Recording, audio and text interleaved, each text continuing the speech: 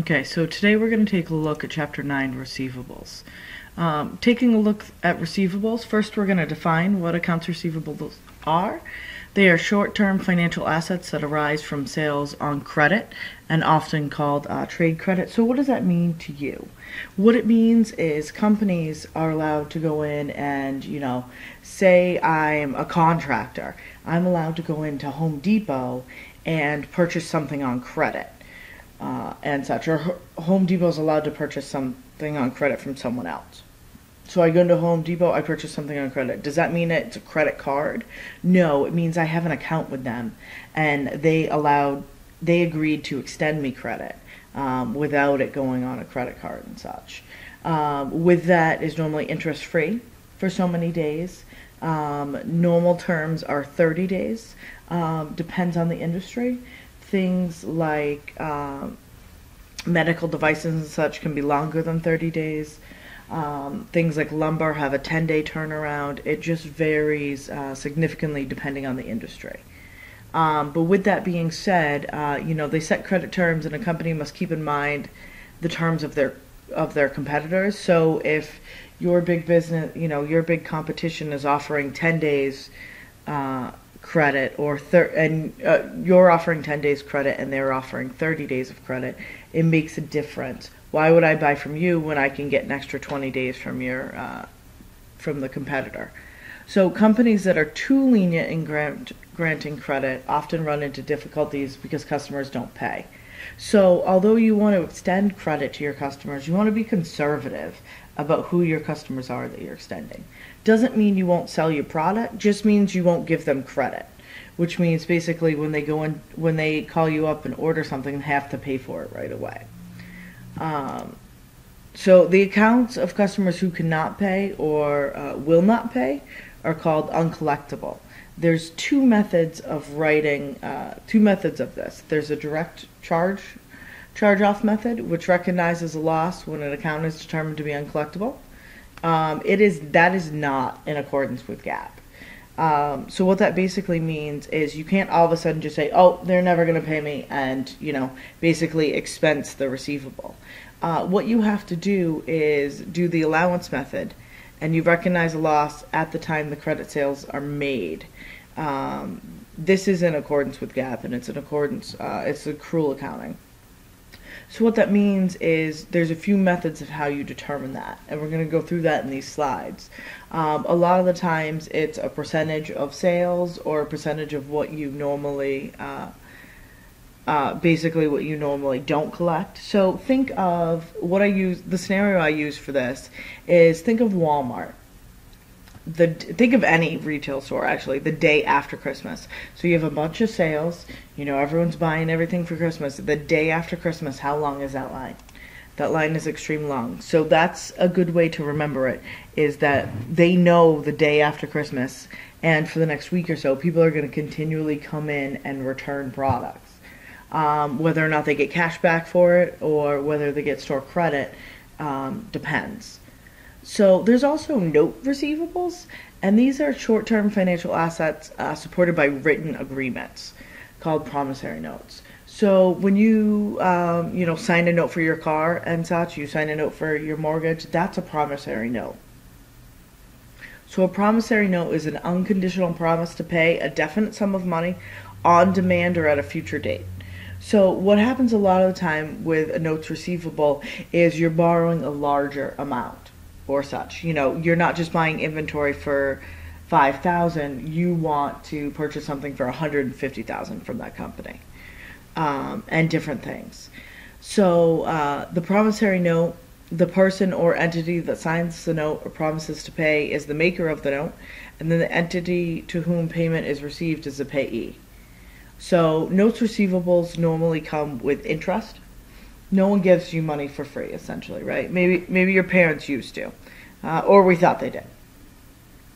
But so a note receivable will come with interest and will most likely have a set payment as any loan.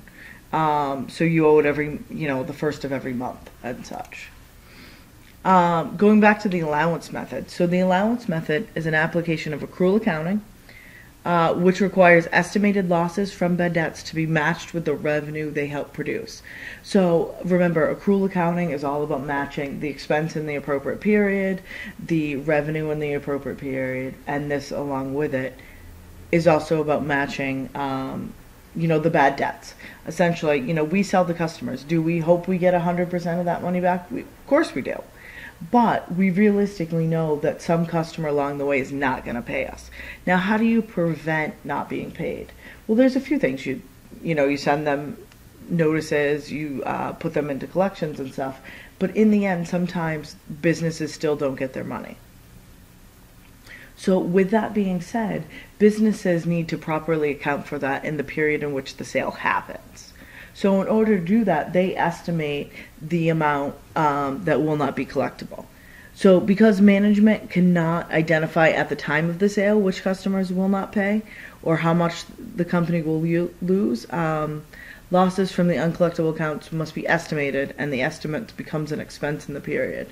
So basically, you credit accounts receivable allowance and debit your expense. So you're basically writing off the fact that the sale happened. So if I have $10,000 of sales in the period, I decide 2,000 are going to be uncollectible. I'll have 10,000 of sales, 2,000 of expense against that. So on the disclosure for receivables, the payee includes all the promissory notes it holds that are less than 1 year as a note receivable. They're in current assets on the balance sheet. If they're more than 1 year or there's a long-term portion, it's on the other asset section, essentially the non-current portion. Any accrued interest on the notes is also included in current asset section as note interest receivable. So we've talked about accrued wages and such last semester, but accrued interest is basically, think about it, we pay our note on, you pay your mortgage every month on the 1st, in theory, right? So you pay your mortgage on the 1st, but you're still accruing interest. Basically, you still owe more interest as the month goes on. So you go all the way to the 31st of the next month, you're still accruing that interest. So what happens as of the balance sheet date and such, depending on when your note ends and when your payments are due, there's an accrued interest calculation. And we'll actually go over how to calculate the interest on a note in a few more slides. So with that, the uncollectible account expense appears on the income statement as an operating expense.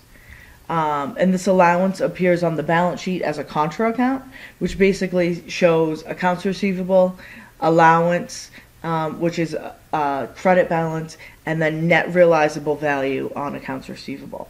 So why is it important to know net realizable value? So net realizable value is the amount you expect to collect. Remember, we have to have reasonable estimates on our financial statements. Our numbers have to be reasonable. You are most likely not going to collect 100%. If you think you are, you essentially have to prove it to your auditors and such as to why you collected 100%. And then if you do not, or you have a certain allowance, the balance that shows up is the net realizable value. For uncollectible, it's necessary because specific uncollectible accounts have not been identified. So I don't know that Joe's account, he's never going to pay me. I wouldn't have made the sale to Joe if I knew that from the start, right? So there's two common methods to estimate. There's percentage of net sales. This is a basis of this method is this year's net sales that will not be collected. So a lot of the times what will happen is you basically look and say, okay, well, each year 3% of my sales are returned or not collected. Therefore, I will reserve against 3% of the sales. And that's your dollar amount.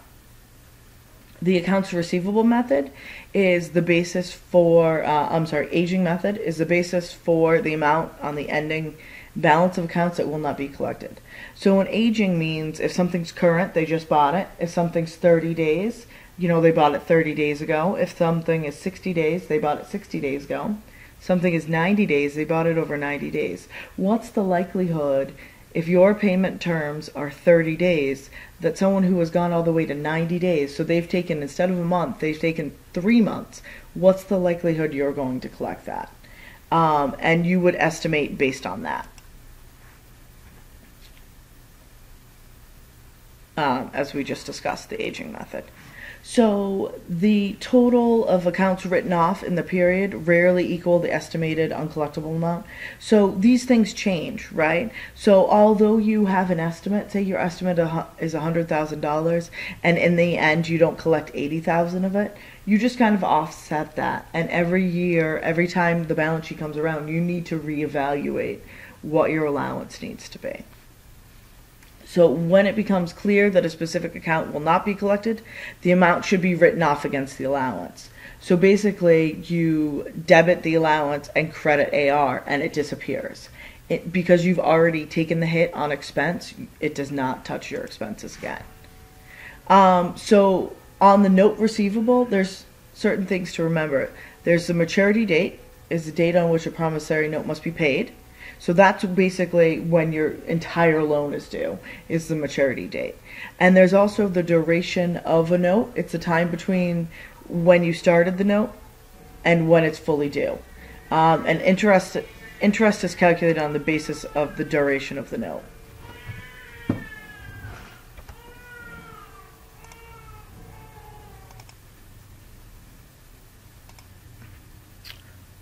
Sorry about that. So interest is the cost of borrowing money or the return of lending money. So depending on if you're the borrower or the lender, the amount of interest is based on three factors. The principal, so basically how much money are you borrowing. If you're borrowing $1,000, the interest might not be that high. If you're borrowing $100,000, the interest could be a lot higher. Then the rate of interest, so what's the current market? As you know, if you ever track, mortgage rates and interest rates and such, they're all based on certain items. Essentially, everyone believes that the interest rate will start rising again, but the federal government hasn't done that yet. And also the length of the loan. It's riskier the further you go out.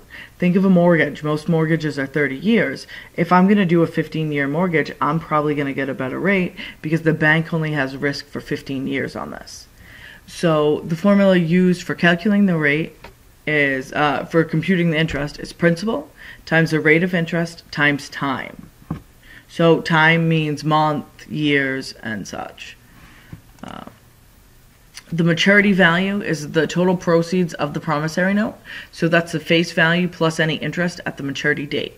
So if I have a 90-day note for 8%, that's $1,000 of principal, I would have 1,000 plus 1,000 times 8% times 90 divided by 365 days. So basically I'm saying my note is only for 90 days out of 365. Therefore I'm not going to assume it's out of an entire year. And so the total maturity value of this note would be $1,019.73.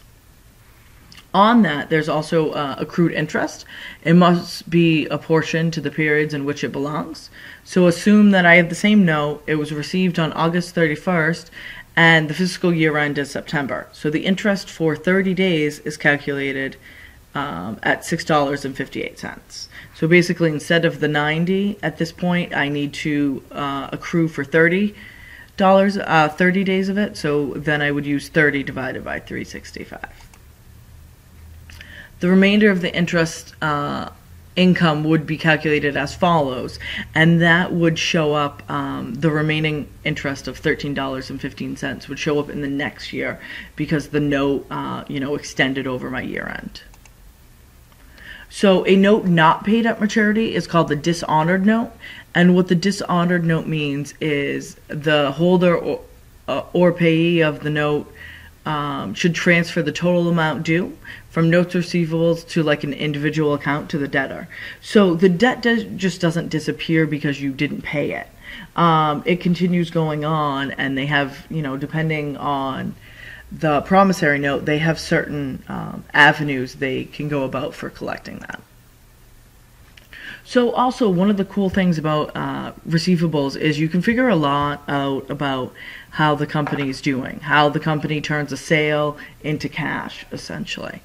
So that receivable shows how many times, on average, a company turned its receivables into cash during a period. It's computed by dividing net sales by the average accounts receivable. So the average accounts receivable is last year plus this year divided by 2. and that will get your average accounts receivable. Please note that it is net of allowances. Days sales uncollected, that shows on average how long it will take to collect an accounts receivable. So if I sell you something today on credit, I need to know how long I can expect to not have cash for that product.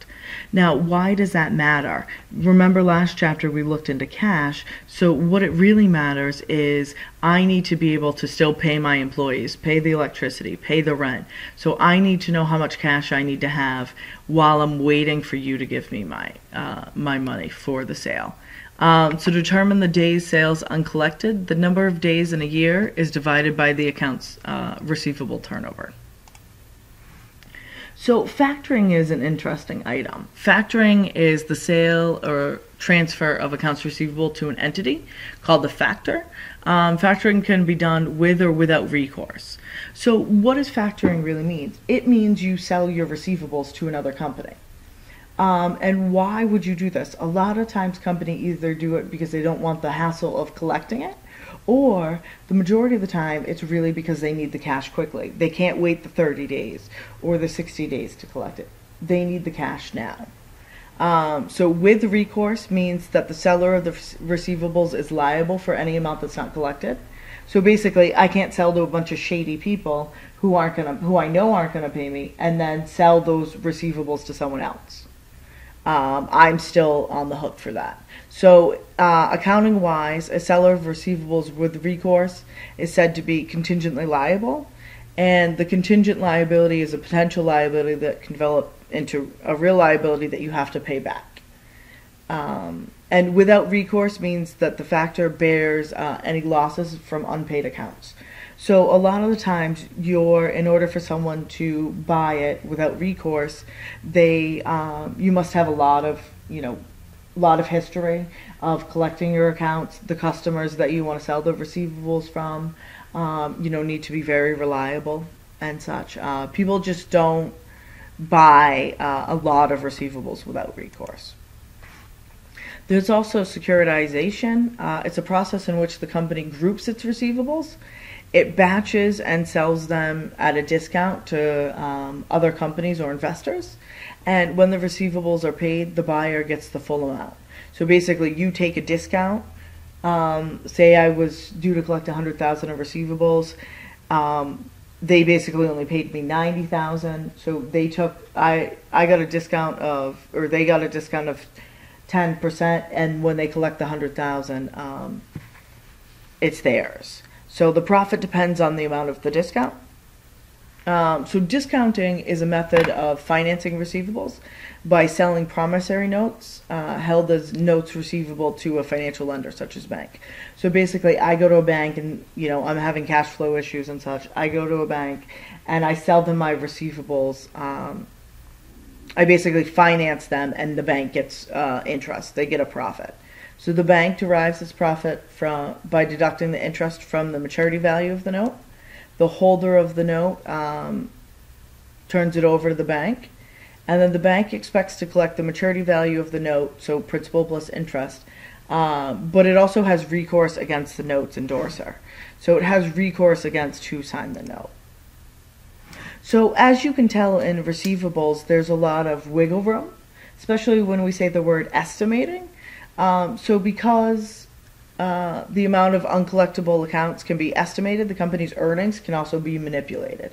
So what does that mean? Remember, I'm recognizing an expense when I'm booking an uncollectible account and when I'm setting my allowance. So I can basically say, oh, my profit looks really good, I don't want to pay the taxes on that, and book more of a bad debt expense and such.